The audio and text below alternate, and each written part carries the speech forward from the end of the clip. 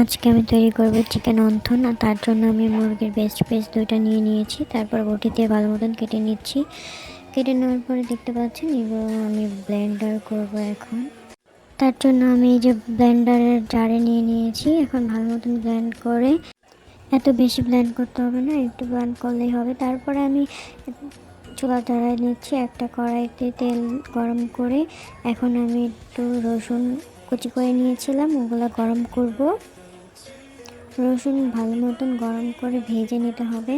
আমি এটাতে মুরগিতে দিব, কারণ মুরগিতে যেন কাঁচা কাঁচা একটা ফ্লেভার আসবে, ওটা যেন না আসে।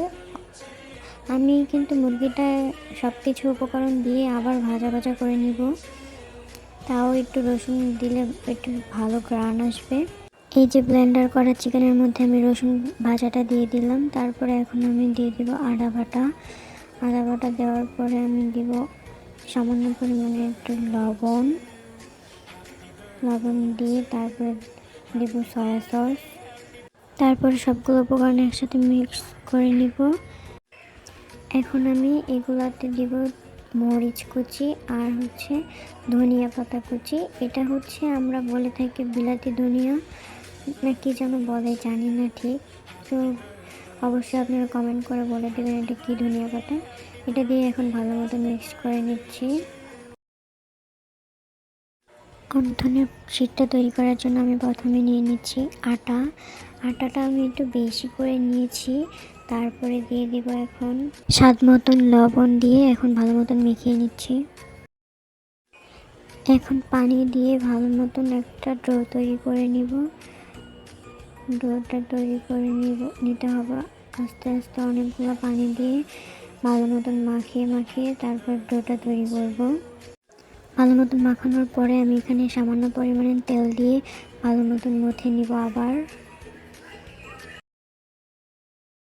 এখানে আমি আবার একটু তেল মাখিয়ে তারপরে এখন রেস্টে রেখে দিব এই ডোটা।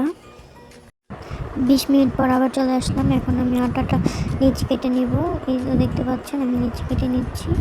পরে আমি অনেকগুলো রুটি একসাথে বেলে নিয়েছিলাম, কিন্তু এটা তো অনেক কষ্ট হয়ে যায়। তো আপনারা চাইলে একটা একটা করে করতে পারেন, এটা আপনাদের ইচ্ছা। আমি ভুল করে ফেলেছিলাম প্রথমে। যাই হোক, পরে আমি এক পাশে এখন ওই চিকেনগুলো ভালো মতন ভেজে নিচ্ছি তেল ছাড়া, কারণ আমি অনেকগুলো তেল দিয়ে ফেলেছিলাম, তার জন্য এখানে এক পাশে ভেজে নিচ্ছি। আপনারা প্রথমে অল্প আঁচে ভাজবেন, পরে অনেক আঁচ দিয়ে ভাজবেন, চুলাটা আগুন কমিয়ে দিয়ে আর কি। পরে আমি একটা করে এক হাত দিয়ে দেখিয়ে দিচ্ছি, কারণ আমি তো ক্যামেরা করছি, এক হাত দিয়ে দেখানো সম্ভব না। তাও যতটুকু পেরেছি আপনাদেরকে দেখানোর চেষ্টা করেছি। এটাও আমি সবগুলো বানিয়ে নিয়েছি। তারপরে এখন আমি ভেজে নিব। দেখতে পাচ্ছেন আমি অনেকগুলো বানিয়েছি অন্থন। এই ফার্স্ট টাইম চেষ্টা করেছি, আলহামদুলিল্লাহ অনেক ভালো হয়েছে। পরে এখন ভেজে নিচ্ছি সবগুলো। তো ভিডিওটা আমি এই পর্যন্তই করছি। এখন আপনারা একটু ভিডিওটা এনজয় করুন। Tata, bye bye. ভালো লাগবে অবশ্যই লাইক করুন, শেয়ারতে পাশে থাকবেন। আল্লাহ হাফেজ।